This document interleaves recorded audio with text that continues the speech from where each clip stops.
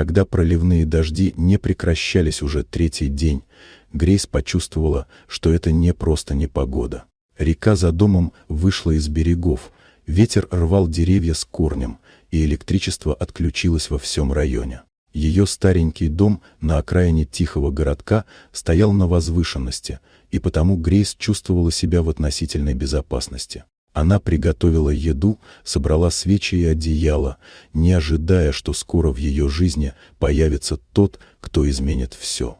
Он появился на пороге ближе к вечеру, промокший до нитки, в темной куртке и с пустым взглядом Николас, незнакомец, чья машина застряла в грязи, а телефон перестал ловить сигнал. Грейс не могла оставить его под дождем. Она впустила его в дом просто из человечности. Тогда она еще не знала, кто он такой и как тесно сплетутся их судьбы.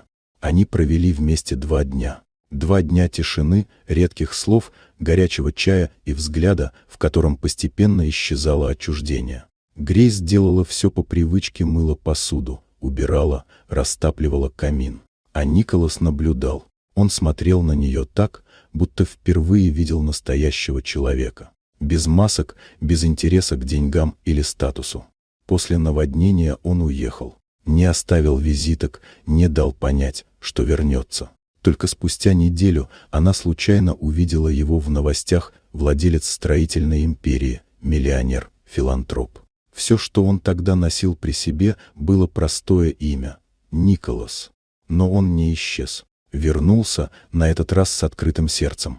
Не с обещаниями, а с действием. Он стал частью ее жизни не сразу, осторожно, но уверенно. Он не пытался изменить ее быт, не рушил ее мир, а вошел в него как гость, который решил остаться. Теперь прошло уже больше года. Грейс живет в том же доме, только теперь не одна. Николас рядом, и в доме звучит смех, появляются новые вещи, в саду стоят качели, которую он построил сам. А главное, в ее животе растет новая жизнь. Они ждут ребенка.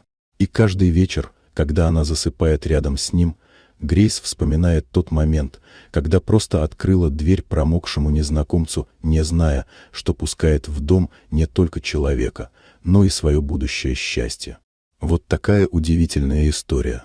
Дорогие друзья, если вам понравилось видео, поставьте лайк, а также подписывайтесь на канал, впереди еще много интересного.